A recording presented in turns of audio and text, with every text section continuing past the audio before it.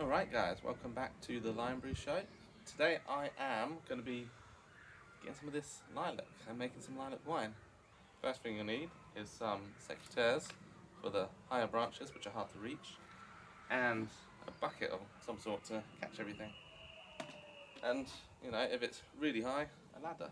So let's get cutting. This one now. Smells good.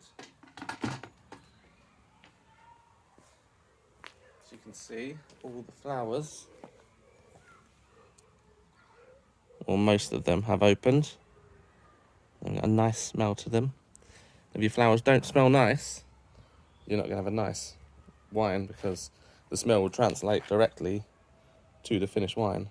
So make sure your flowers smell good when you're harvesting them, and then as soon as you harvest them, get the wine going. Don't leave them lying around because they'll just degrade.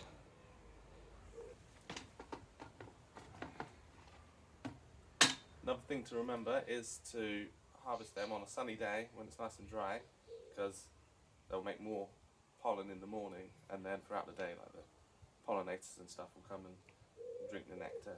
You know, you'll lose all of that flavour in your finished wine. And also, if it's raining, that's going to wash a lot of the pollen, a lot of the nectar off. So you'll end up with a colourful wine, but it won't have much flavour.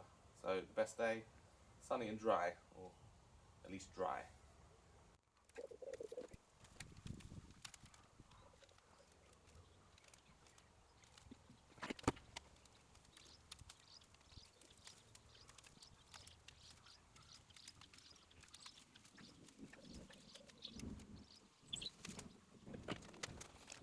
There we go. I think we've got a good amount on the floor there. Easy to just cut them down and then pick them up afterwards. You're going to leave them now somewhere clean, like on the worktop, in the sink or something. Try and let the bugs crawl out of them naturally, because there will be some in there and it's going to be impossible to pick them all out yourself. Okay, so you've been out, you've got all your lilac flowers off the tree, and now what's next? Well, pretty simply, I've written it down here. So for every litre of wine you want to make, you need 250 grams of flowers and 250 grams of sugar, and half a lemon.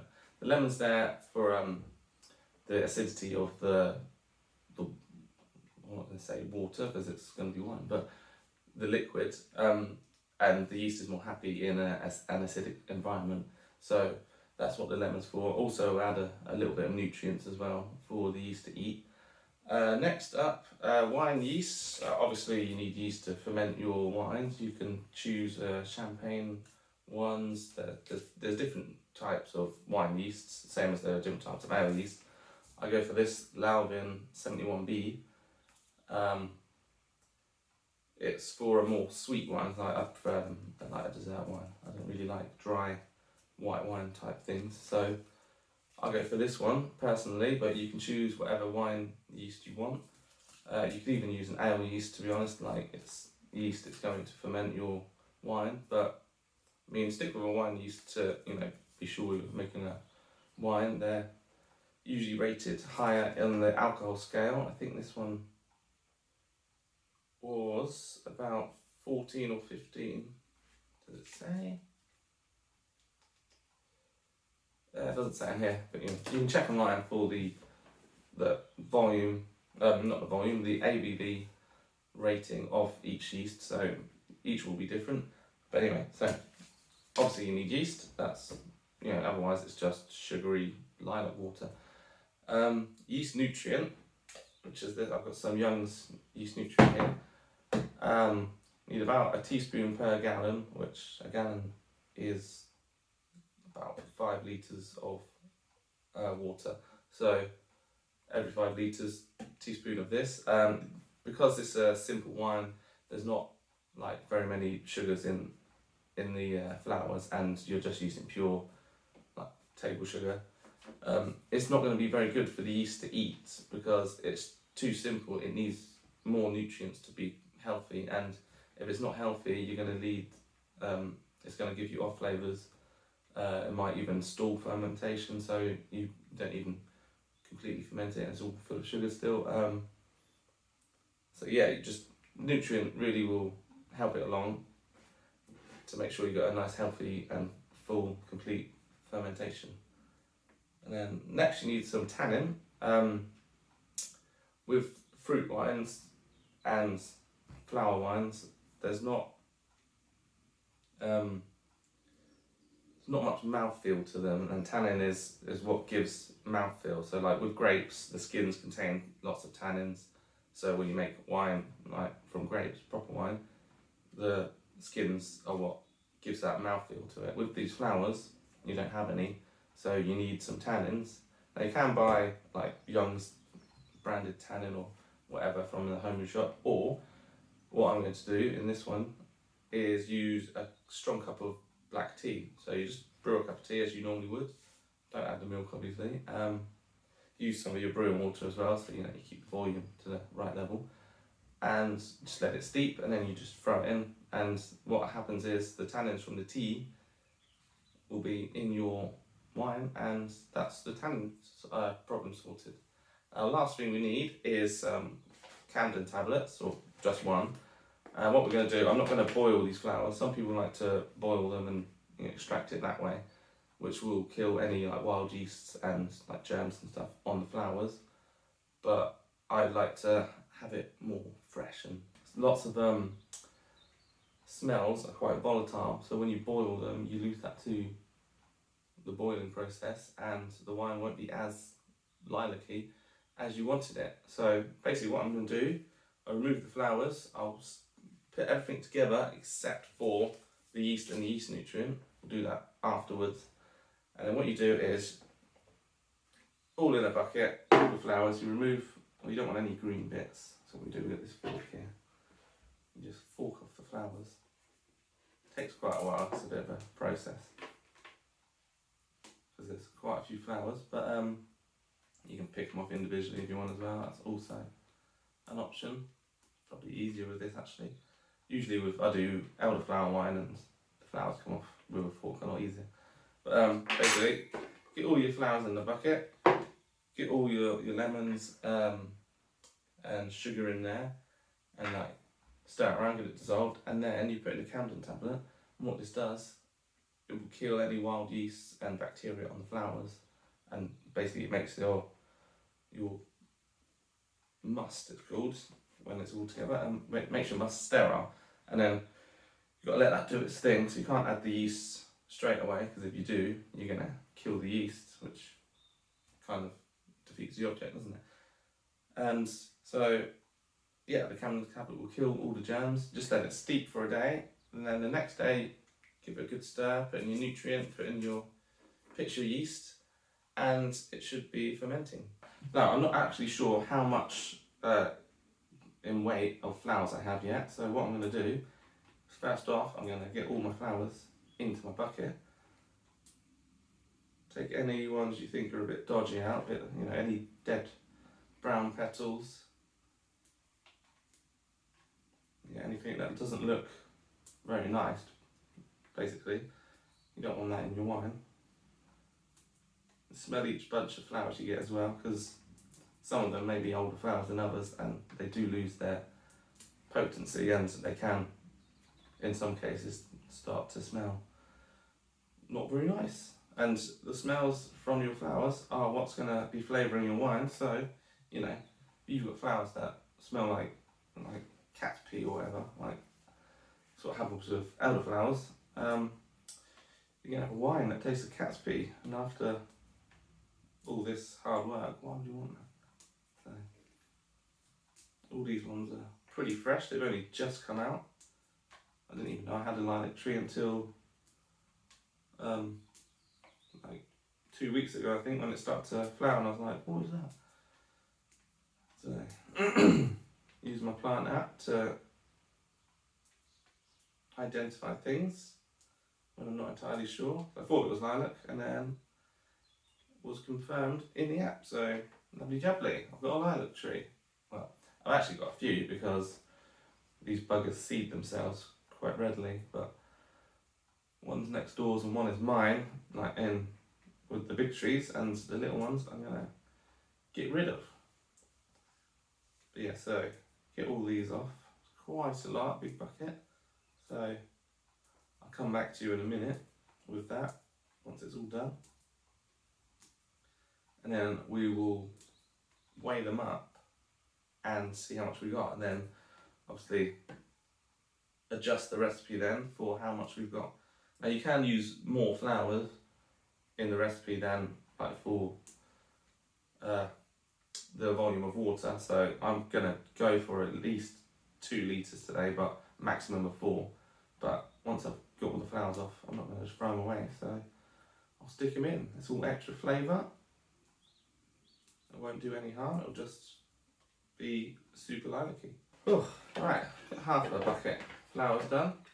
Taking me about an hour, so I've enlisted the help of this one.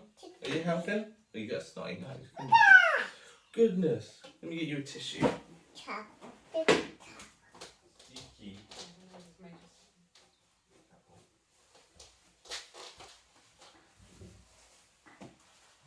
Don't lick it, you're gross.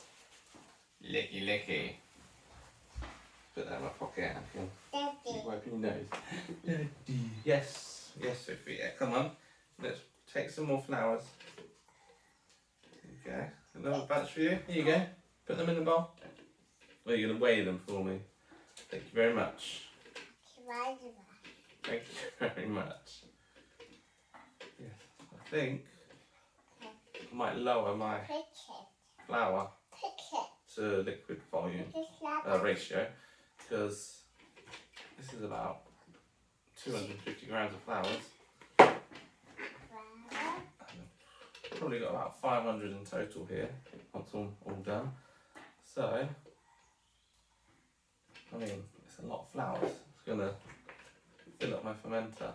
I think you actually get more out of them than I thought. So all the recipes I had don't really give a specific amount. So let's go for 250 grams for every 2 litres instead of every 1.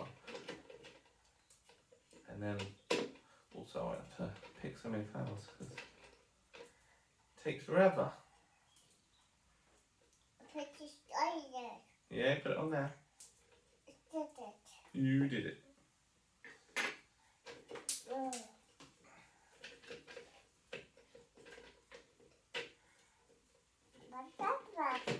That one? Oh wow, very pretty. Ruined my scales.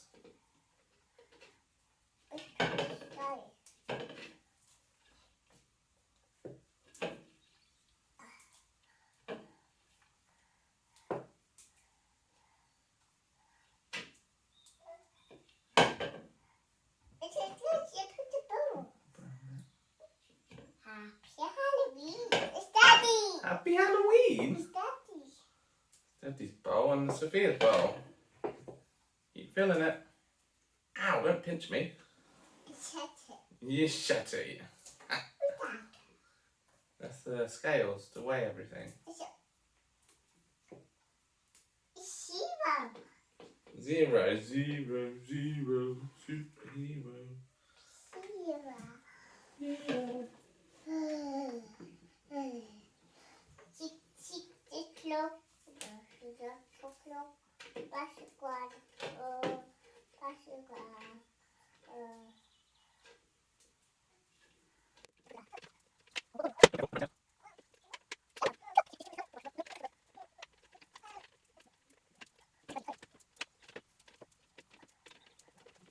Okay, so I've got 500 grams of flowers picked. I've got my tea and stewing away and my water. So stick the tea in my bag. That squeeze, get it all. And my lemon juice from 2 lemons. It's half a lemon per litre. And a kilo of sugar. So let's get that all in. Ooh. Stir it around, get it dissolved.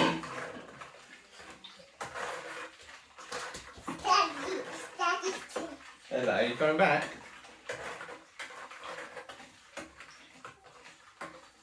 you doing, monkey? You coming up? Alright, hold on. I'll use the spoon. You coming up? Or you're not coming up? Alright. See you later. Right, so keep stirring, dissolve all the sugar. Doesn't matter too much because we're steeping this for at least a day, and like it's going to dissolve eventually. The yeast isn't going to have any problem finding the sugar. You just go down and get it. How it works. Clever yeast.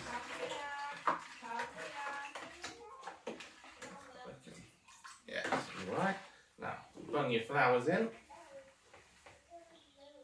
Get them all stirred in.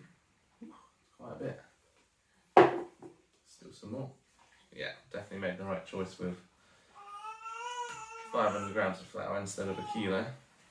Because one, it would take me forever, and two, seems like a lot. Probably too much, in fact. Need to go online and check for a different recipe, which actually gives me a weight amount of flowers and not just a estimate. So, okay, that's in. Lovely, jubbly. There we go. Last thing to do is add the Camden tablet and then stick the lid on.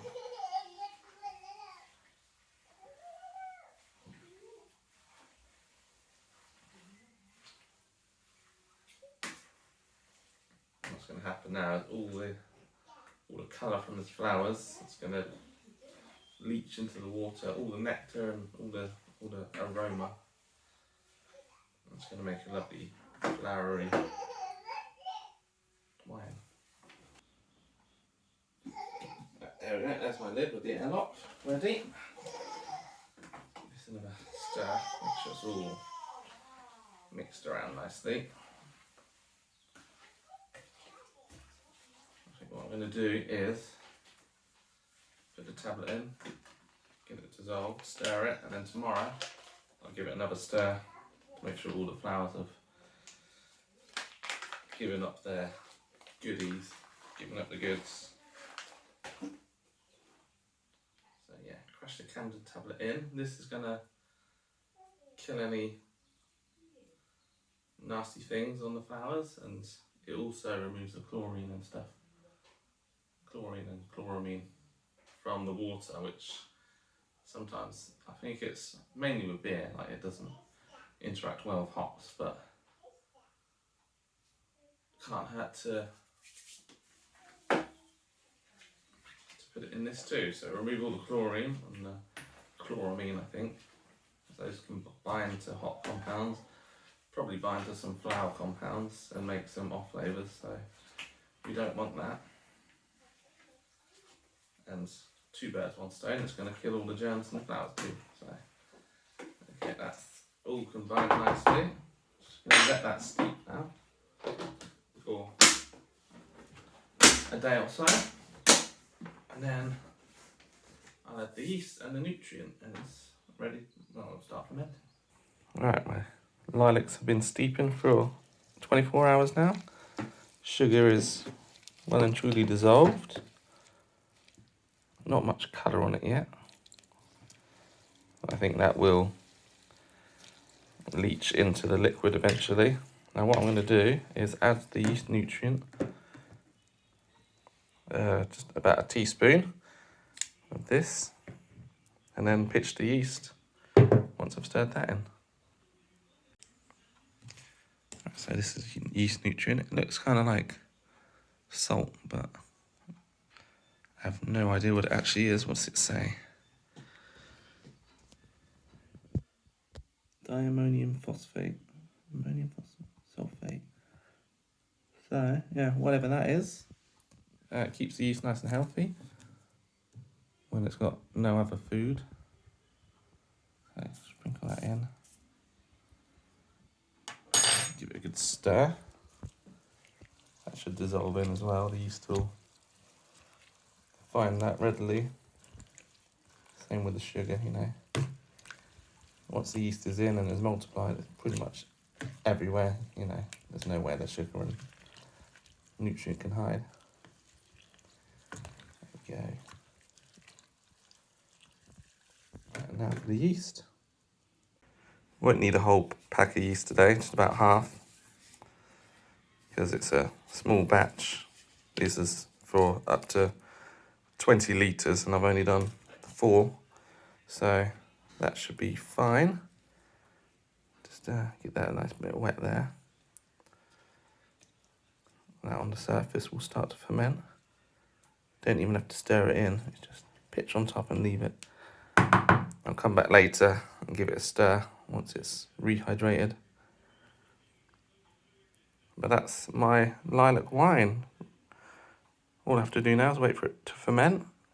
Give it 2 weeks, check the gravity's low. I'm going to check the gravity after this actually, see what it is. But once it reaches final gravity, you can either add sugar and prime the bottles and have a sparkling wine, or you can just leave them as they are and have a still wine. So it's up to you. I might try a mixture of both, see which is nicer. But yeah, that's it. Nice and simple.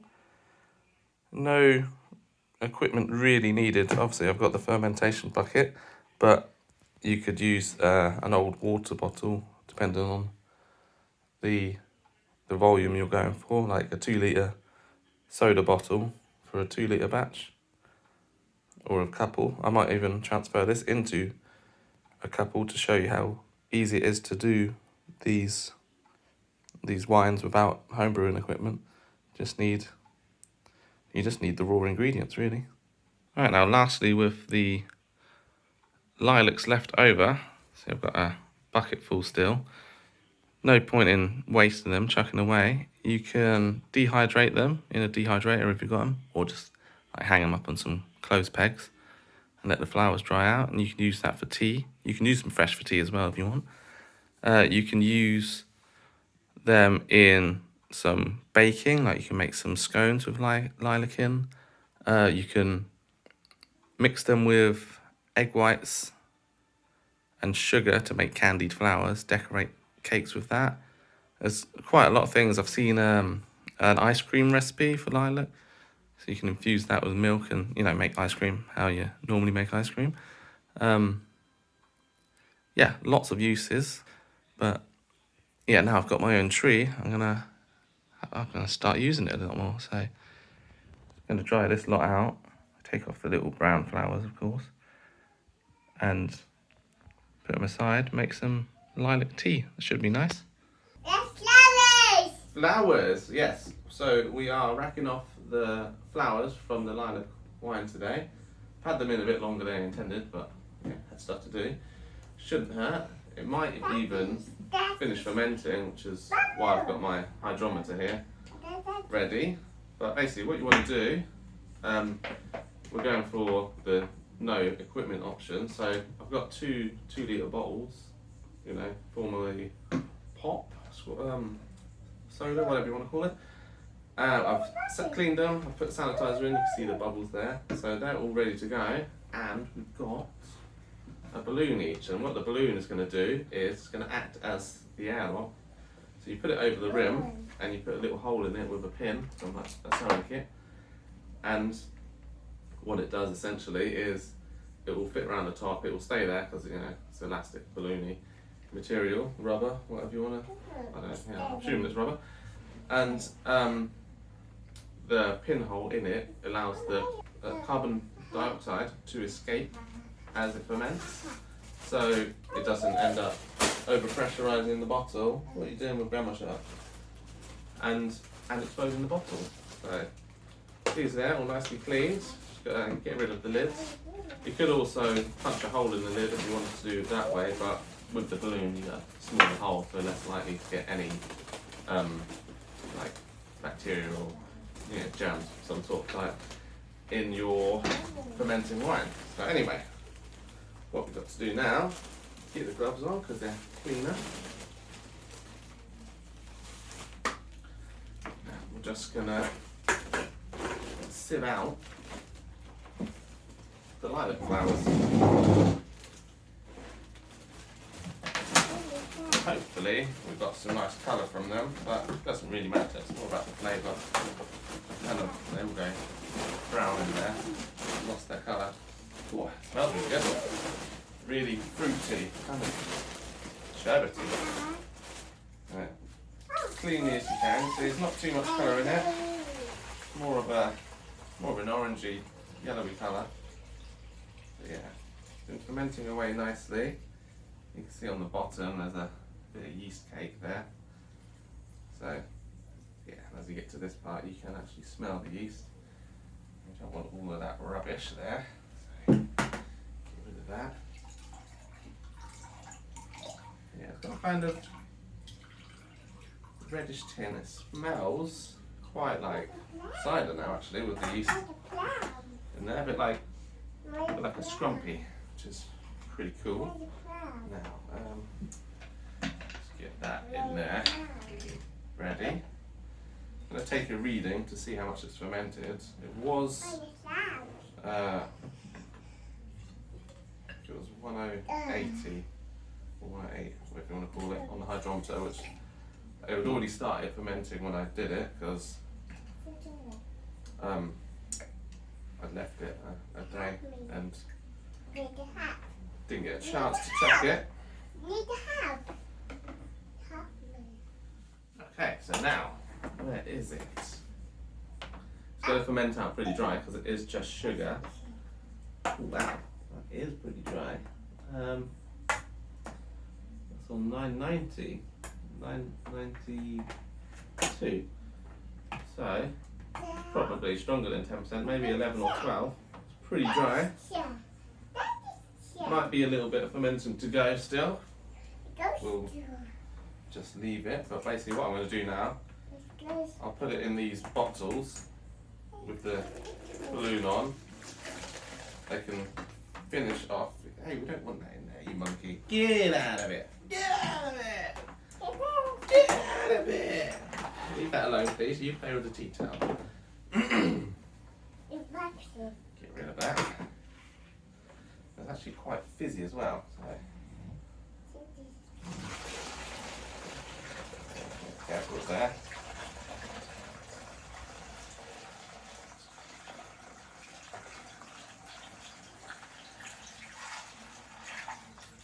I'll make sure I leave a little bit of headspace in both of them because it might be secondary ferment. You're so cheeky! What are you doing? Goodness! Wow, it really does smell like scrumpy. Amazing. So the top smell like flowers, and now the yeast is mixed in and all the gases are being dispersed into the air. You can really smell that cider.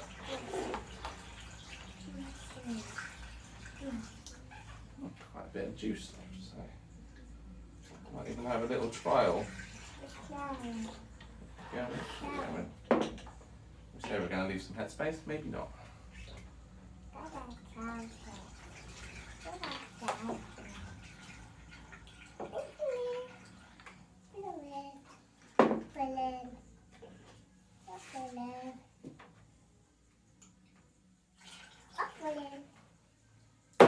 Okay.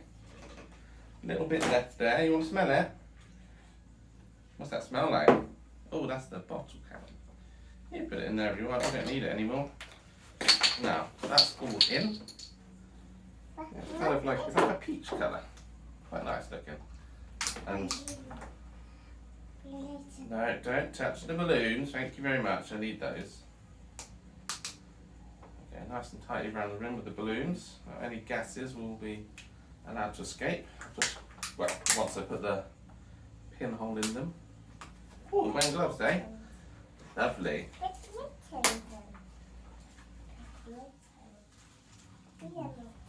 Is that on the right hand? Oh yes, that's it. Go on, get all your fingers in there. Right, just need a pin. There we go. Pin prick. Put a couple of holes in there.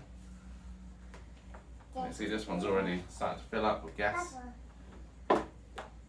Basically, if it was fermenting faster, it will be like fully, well, it won't be inflating the balloons because the air escapes, but they will be like fully open.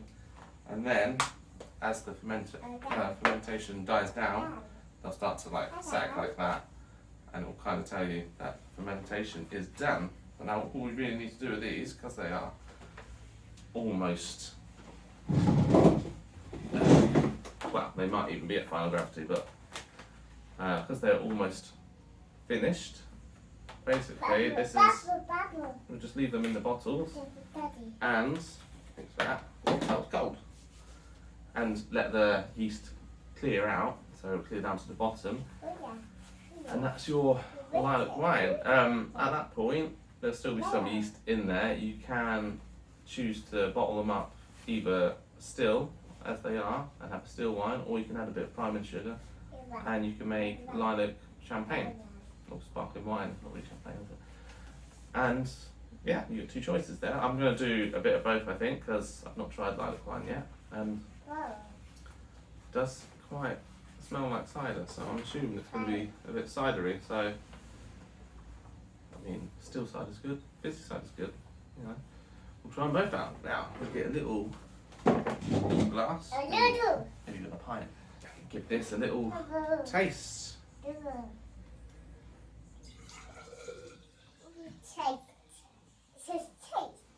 Oh, it is. Fine. I don't think I'll drink all of this because it's 10%. I might just bottle it. It's alright. Yeah, it's a bit dry. Yeasty at the minute, but not harshly alcoholic, which is great. Nothing on. It's daddy. I think I'll end up a nice mellow wine, that. And also, because it's a dry wine, if you like them sweeter, you can add more sugar and add a Campton tablet, which will kill the yeast, so you'll have a sweet still wine. Or even you can add the sugar and let it fizz up in the bottle a bit, and you can, what's it called? What do we do with milk?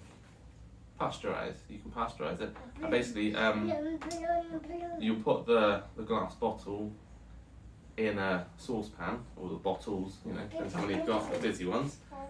And you slowly heat that up to, I can't remember how hot it will heat it up to off the top of my head, but basically you heat it up and the heat will kill the yeast in the bottles and stop them fermenting all that blue sugar you've added to sweeten your sparkling wine. So you'll have a sweet sparkling wine, or you can try a still sweet one with Campton tablet, or go for dry and still, or dry and fizzy. It's basically up to you at this point. Your personal preferences, you know. Some people don't like still, so you go for fizzy.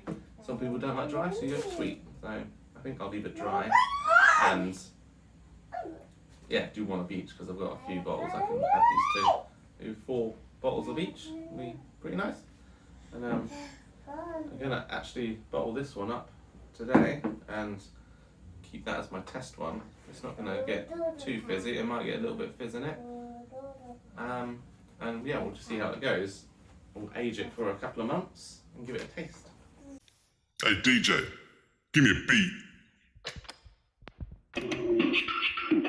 It's the Lion Brew Show. Cook too. Do some garden and foraging stuff. Terrible raps. Like, subscribe, and all that crap.